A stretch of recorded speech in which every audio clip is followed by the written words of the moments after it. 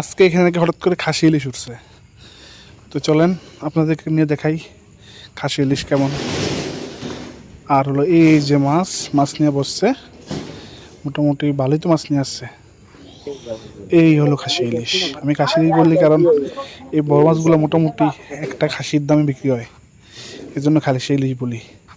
তো অনেকগুলোই মাছ, এগুলো আমাদের পাশের মেঘনা নদীর মাছ, একবার তাজা মাছ। বড়টি কত ভাই? বড়টি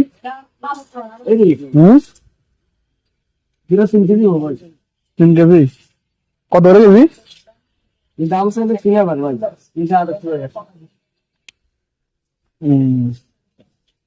যাই হোক মাছ নেবো না, কারণ মাছ আছে ভাই।